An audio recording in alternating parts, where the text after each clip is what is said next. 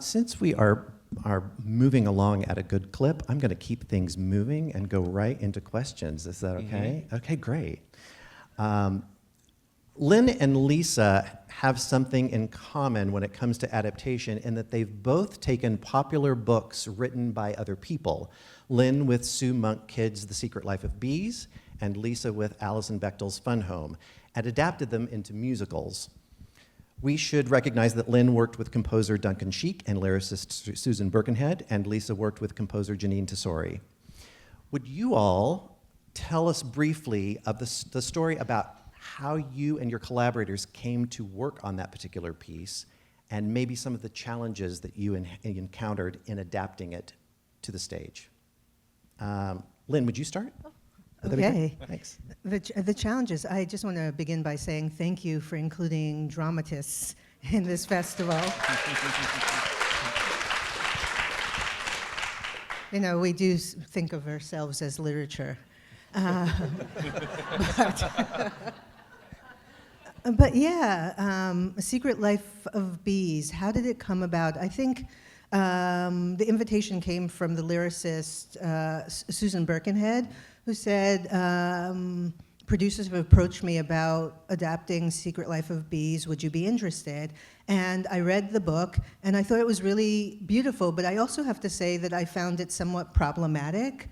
And so I was hesitant at first to leap in, because you have a protagonist. I don't know how many people know the book. It's about a young woman in 1964, a young white woman in 1964, who has an abusive father, and she runs away with the black housekeeper, and they end up finding refuge in a pink house that's owned by 3 sisters, and they're like magical Negroes. They're wonderful, they're brilliant, but you know, they're saved by this young white woman. I thought, is this a story that I want to tell? And so I read it a few times, and I thought, okay, I think I can find my way into this, but I'm going to have to go at it sideways.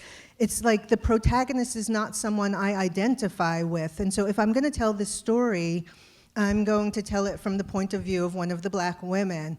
And it took us a long time to do the first version of it, and I think that we didn't succeed, and I'll say that. I think that our first iteration, we didn't move far enough away from the book itself, and there was a lot of criticism for us not really being in touch with what was happening with race relations in a contemporary context. And I own some of that criticism just because I wanted to honor the author whose work I do respect, and so I didn't push hard enough to honor my own impulses. And I think that when we revisited the adaptation, that we were able to find a version that we all were satisfied with. And I found it difficult. And Lisa, I don't know whether this is your experience, but the first time that I sat down to write, I could feel the author literally sitting on my shoulder. She was right there. And every word that I wrote, I thought, oh my God, there's Sue Monk Kidd. And it took me a real long time to first put her in the drawer, and then take her out of the drawer, and then put her in the closet, and then exile her from my house as I was writing. And once I was sort of free from her shadow, I thought that I could really begin to lean into an adaptation that I could take ownership of. Yeah, thank you. So Fun Home, probably many of you know Alison Bechdel's graphic novel, her incredible graphic novel.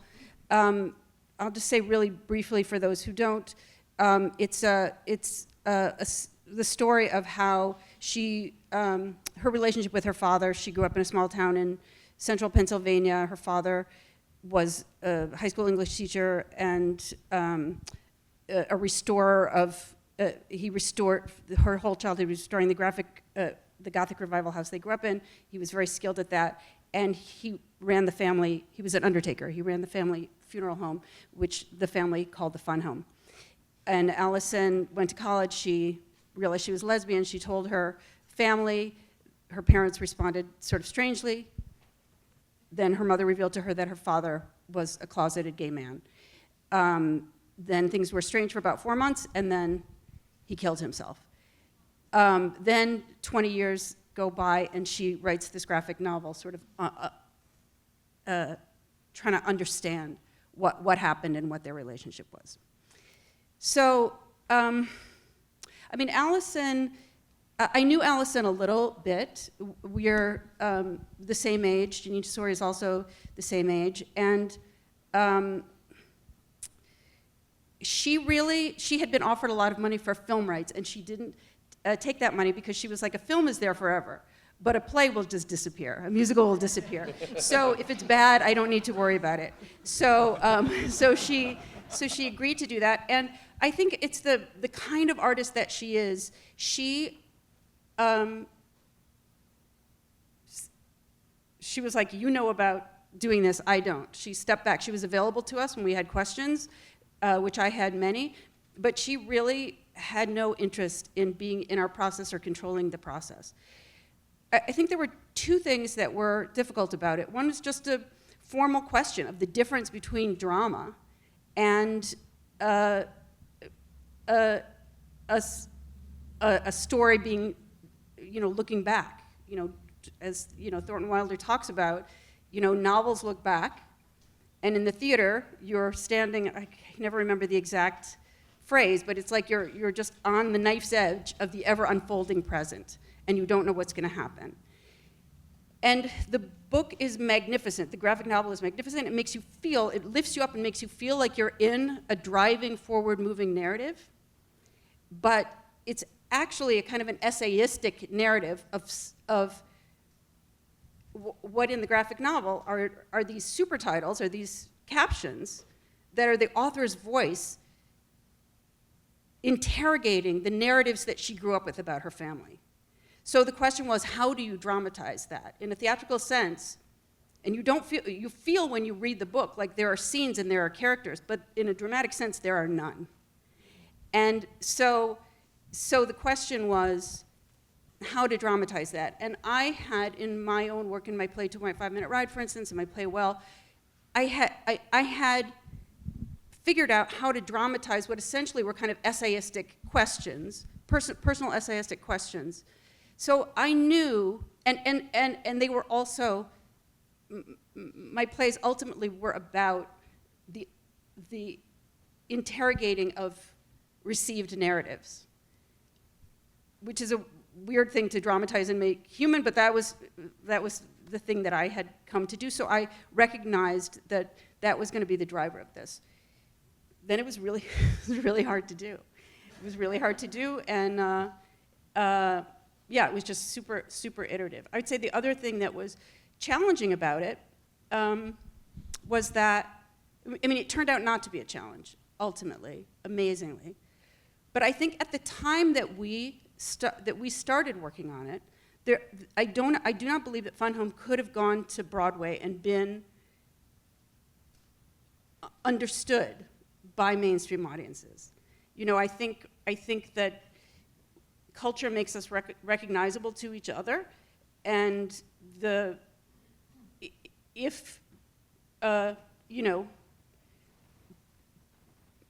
there are no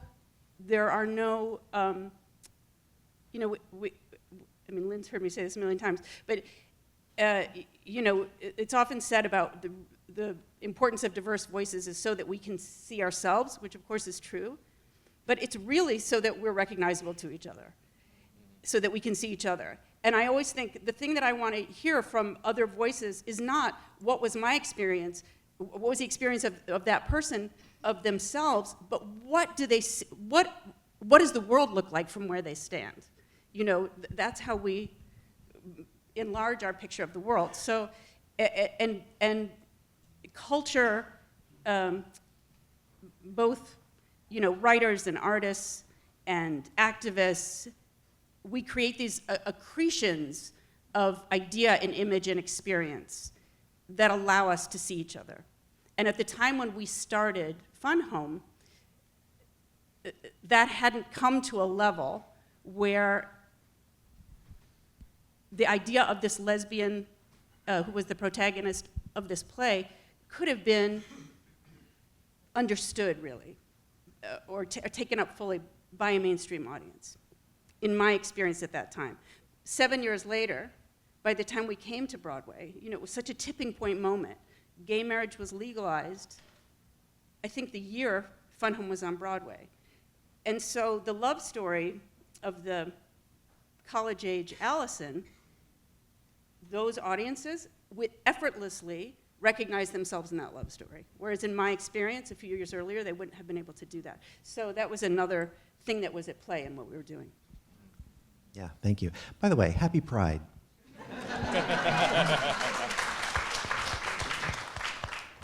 In the world of adaptation, Marlon and Lynn also have something in common. They've both adapted their own work into other forms. Marlon adapting his short story into the limited series Get Millie Black, and Lynn, with composer Ricky Ian Gordon, adapting her play Intimate Apparel into an opera for Lincoln Center Theater. Similarly, would you all tell us how you came to see your text had the potential to move into another form, and what were the challenges of that? Marlon, would you start? Yeah, I still, even though, I write novels, I still think I'm more influenced by cinema than by other books. And I've always been, and even when I teach creative writing, I have to stop myself from using film and stage examples. Also, pretty much every story I've written is a story of somebody telling a story. That's the thing they all have in common. But that then becomes a challenge, because we were talking about what happens with prose that is kind of on the page and not necessarily performed. And what do you do with that? And for a long time, I thought the solution was to just kill that voice and go somewhere else. And it's based on, Get Millie Black, the original source is a short story I wrote called Immaculate. And in Jamaica, Immaculate is the name of a Catholic girls' school. And it's like the pinnacle of virtue. So everybody knows if I write a story about Immaculate, I'm tearing down everything, including let's protect our virgin Jamaican girls.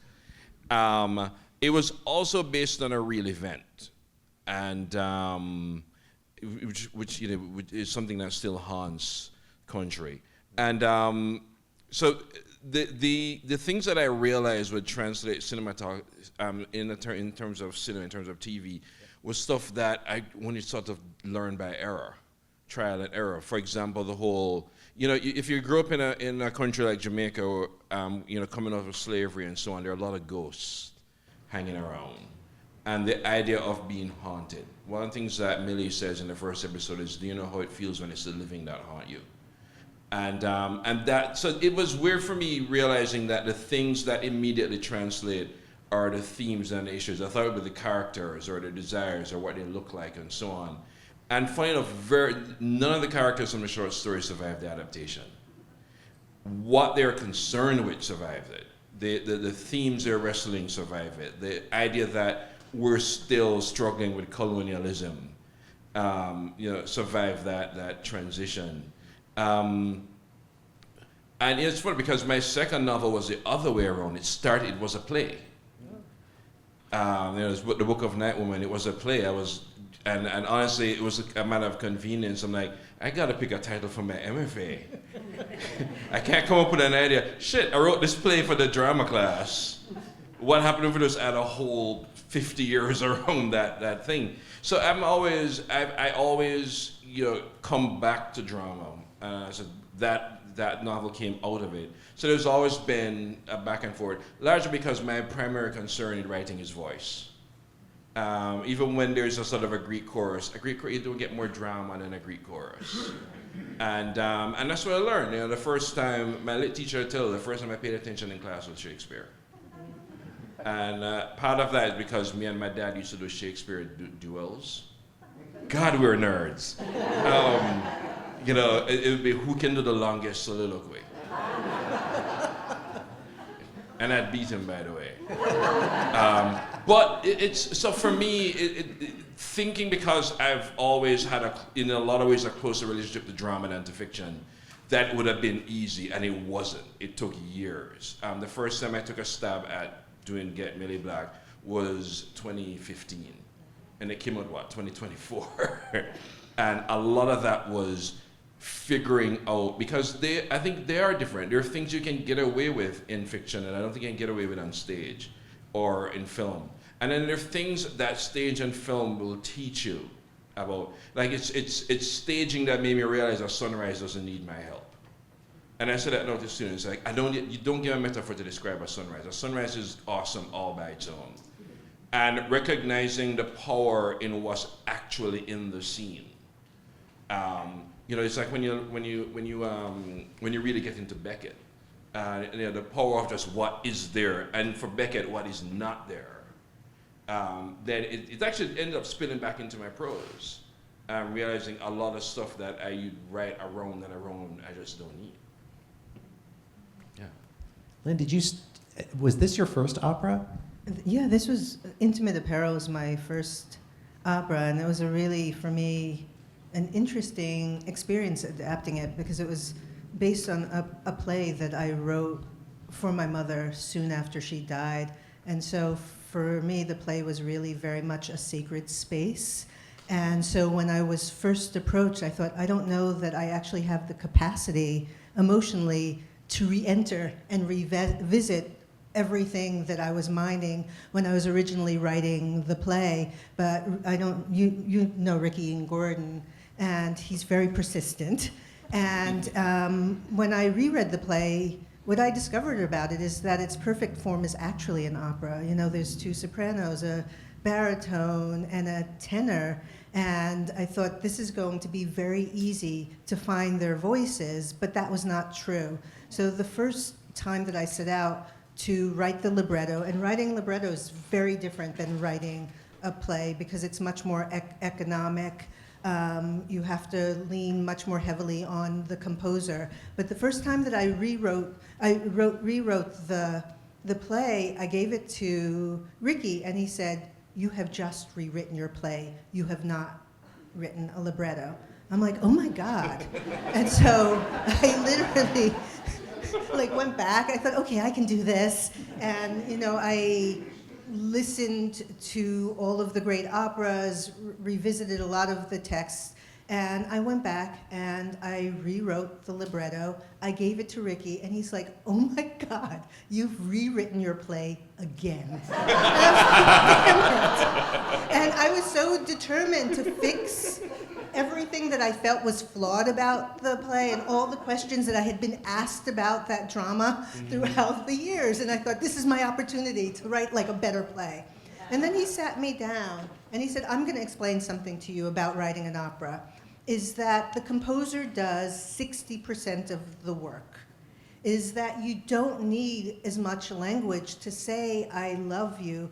You have to rely on the composer to be able to do that with just the flourish of a musical phrase. He's like, you're not trusting me as a collaborator. I'm like, you're so right. He's like, here's the experiment. Cut the play in half. Take out all of the exposition that you feel is absolutely necessary and let me do that work. And I went back, and that's how I arrived at the libretto. And I do, I really love Intimate Apparel, the opera, and I do feel like it fixed a lot of the problems with the play. And it also invited me into this entirely new world, which is writing librettos and collaborating with composers in ways that I have never been before, because it's really different than musical theater, which is what sort of gently eased me into the opera world. Great, and it's fantastic. If you all have not seen it, then you've got an opportunity on pbs.org. Plug that. Yes, okay, and great performances. Yeah. Any discussion about adaptation isn't complete without addressing fidelity. You've all touched on this already, but would you do you have any thoughts about how faithful one should remain to the original source material, even if you've written the original source material yourself? How promiscuous can an adapter be? My experience of that are all bad. So, because there have been attempts to adapt all of my novels, and none of them have happened. And I think a huge part of the problem is, what do you remain loyal to? Where do you show the fidelity to? Like, for example, brief history. What happens whenever they tried to adapt it, they made it think which minor character who's thematic. Bob Marley's thematic in the book. But once you enter a Hollywood room, they think, what can bring in the dollar signs? So suddenly, Bob Marley as a character, and he has a, an exterior life and so on. I think, I know the estate pretty well. This is never going to happen. And you end up sometimes in discussions you would never have had anywhere else. So what you have, I've seen both when you're too faithful, and then the drama ends up inert, or when you go the other way around. And I think particularly when you deal with Hollywood people, they really love to fix things that are not broke. Just one of the reasons why I always end up screaming when they go near Shakespeare. Yeah. I don't get me started on that.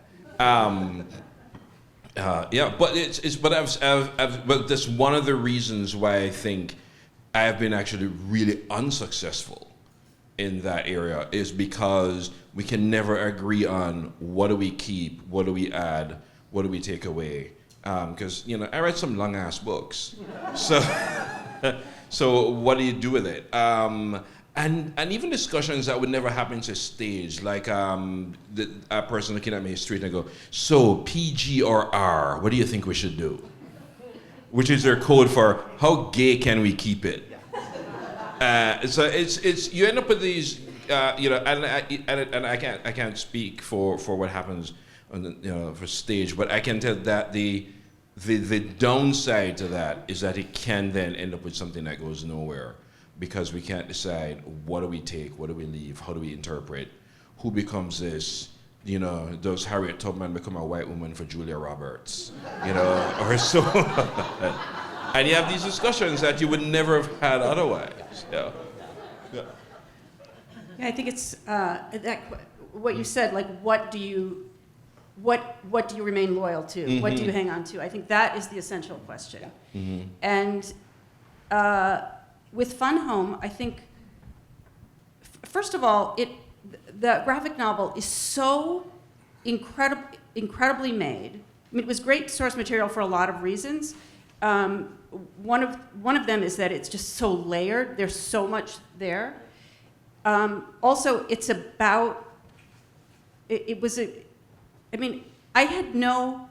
I felt instinctively like it would make a good adaptation for a musical, but I had never written a musical, so I could have easily been wrong. But I think in retrospect, the reason it did work is that it is about a family who, the book is suffused with longing to connect that cannot be met, and inexpressible longing is what musical theater is for, because that's what music in musicals conveys. It conveys longing, yearning. So I think, what I knew that we wanted was to, we knew there were going to be people who came who had never read the graphic novel, and we knew there were going to be people who came who had read it 10 times and loved it. And we wanted, the dream was that the people who were like, I know you're going to fuck this up, that they would be like, oh, yes, that is the thing I love. And the people who had never seen it wouldn't be like, I guess if I'd read the thing, I'd understand this, And I think there's a thing that I realized pretty quickly, which is that an adaptation doesn't lift off from the source material. It has to re-originate on its own. It has to be its own thing. And so what we look for, I worked on it for a year before Janine came into it, just trying to understand what is the essential thing that's happening here. What essentially is happening, which was very difficult because it's so beautifully made. I would start to read it and be sucked into it. I had to read it for months before I could even start to understand its formal mechanisms. And I would, go through it and think, I'm going to look for every time there's an action. I'm going to write down every character. I'm going to write, try to break it down.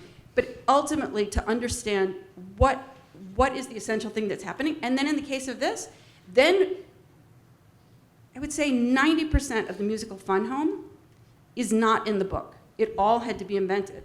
Like, she had,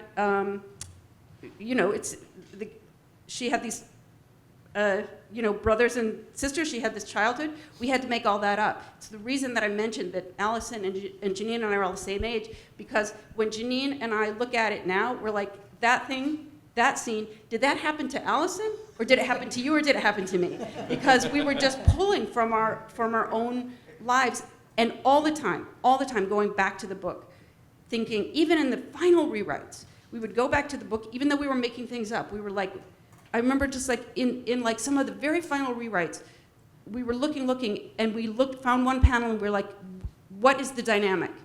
What actually is the dynamic here? Okay, now how are we going to recreate that in a scene that we will make up? And I think that was how we approached that. Yeah, I think you're so right, Lisa. You're talking about looking what's essential and looking for the essence of something. And when I'm doing an adaptation, I always look at what's unsaid but inferred, and that for me is really where the piece lies, because you have to build it out, particularly in a dramatic form, because I'm right now in the process of adapting Girl, Woman, Other, which is a book by Bernardine Evaristo, which is like one of my favorite books ever. And so I just like sit in awe of it every time I read it through. And it's a really beautiful text, but it's very much about the interiority of the characters. And it's also very episodic. And I thought, how do you take this and make it dramatic? And what I realized, it's like going very deep underneath the language that's there, and to find the essence, to find the dialogue, to find what's motivating all of those characters, and a way to build it out in 3 dimensions. Mm-hmm. Yeah.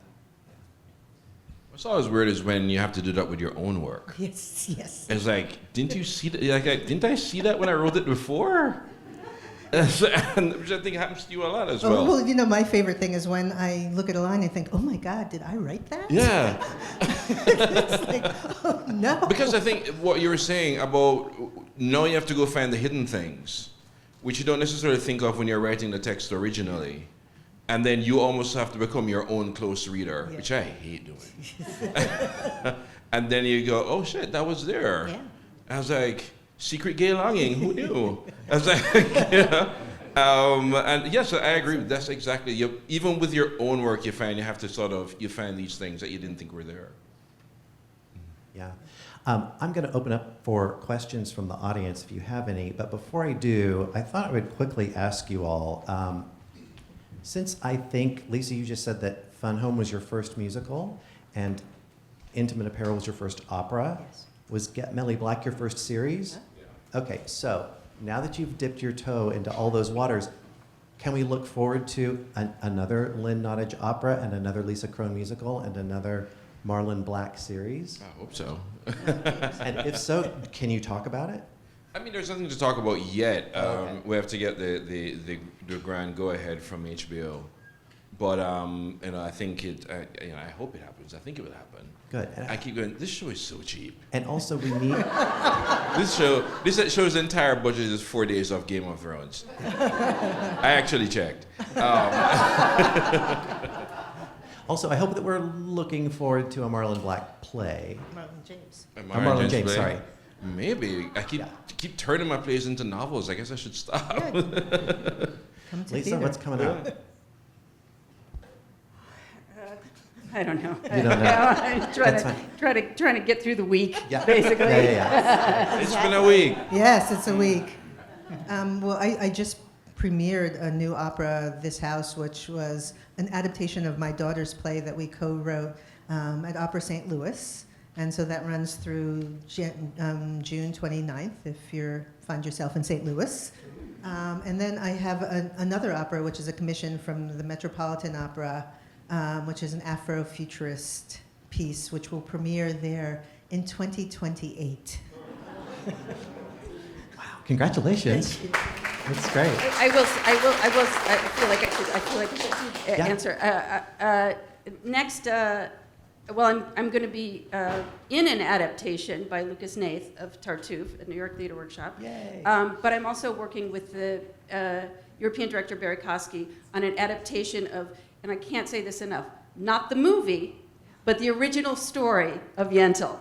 I'll just say that a bunch more times. Not the movie, But the original story by I.B. Singer. But she was singer, yeah, Yeah. Isaac, yeah. Yeah. Yeah, fantastic. Yeshiva boy? Yentl the Yeshiva Boy, yeah. Yeshiva boy, Yeah, fantastic. I look forward to it. Do we have any questions in the house? Yes, right here.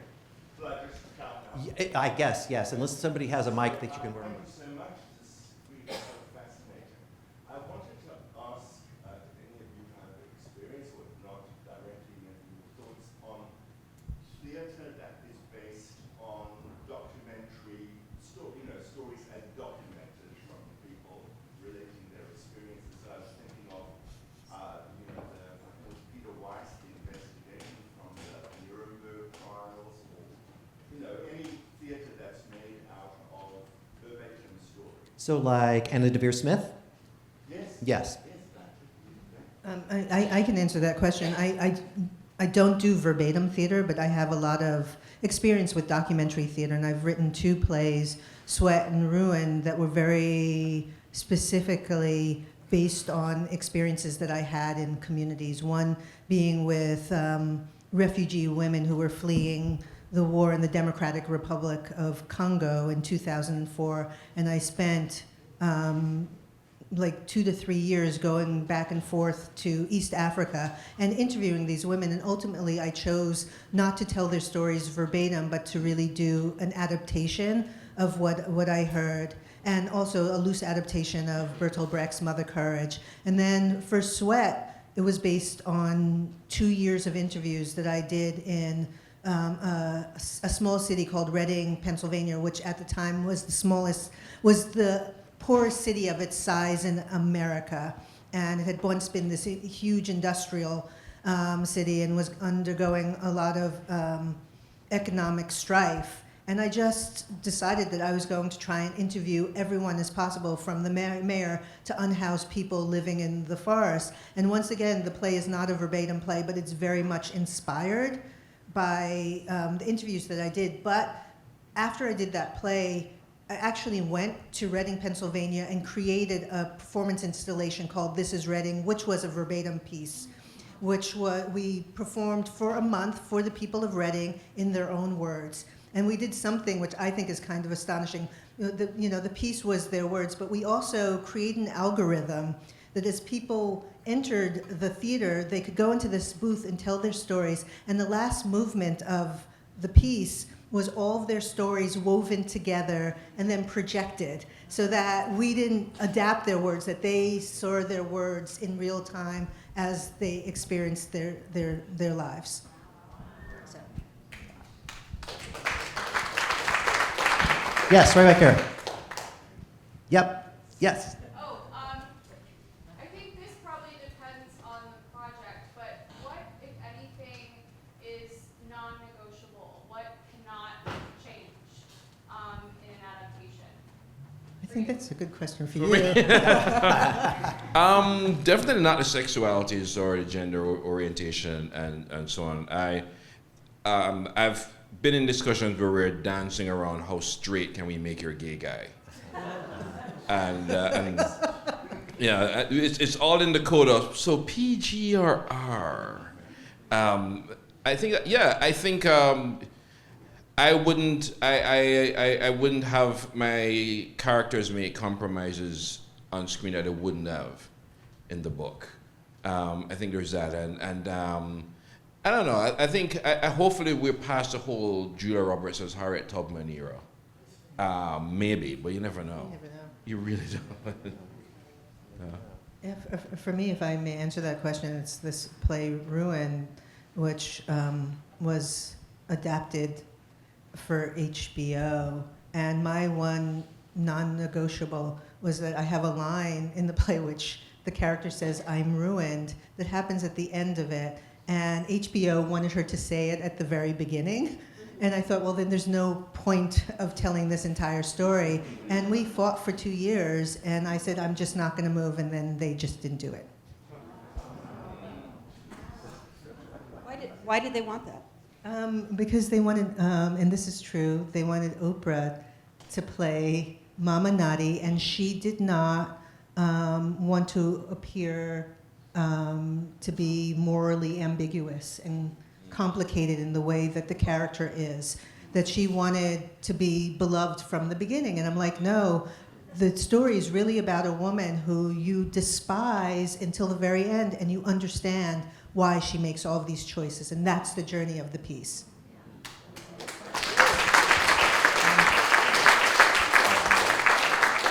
Another way around this is to adapt the work that's in the public domain. Yes. And then you don't have to argue with anybody. Yes. Yes. So it's been so great to hear the three of you together. Thank you so much. I'm struck listening to you and also to many of the people this weekend talking about, okay, so this took from 2017 to 2024, it took 9 years, or Lynn, like I just put it, I thought I knew how to do it, and then I stuck in the drawer because I had it all wrong. And I'm wondering just how you get yourselves, like what are you telling yourself the moment when you realize I've gotten it all wrong and I have maybe 9 more years to go? I don't know if I ever looked at something and go, man, 9 more years. It's the funny thing is the time really does fly in a way. For me, I had to be told it took that long. Because the creative process, the writing, the rewriting, and so on, the research, just the whole process just takes the time that it takes. And it's usually we have to be told it took us 8, 9, 10 years. You don't think about it. Yeah. No, I mean, the thing that you said about starting to work with Ricky and Gordon, when you were like, this will be easy. I mean, I don't know when I'll learn. Yeah. That's just never, ever true. We really never learn. We don't. No. And, Yeah. and- Maybe that's it. It's like Yeah. why babies are cute. Yeah, Like we I keep just couldn't thinking do it. it's like when I write books, I always remember how great it is to end a book. I never forget how terrible it is to begin one. And I go, I can't believe I fell for this crap again. yeah. Well, it's like childbirth. You don't remember the pain. And if you did, you wouldn't have babies. But also to answer your question, I mean, just off of what everyone said here, it's like I have a phrase that I always, and you've probably heard me say this, I tell my students that to be artists, we have to move between grandiosity and despair. And it's really that balance. And that every day, particularly as an artist, is an act of resurrection.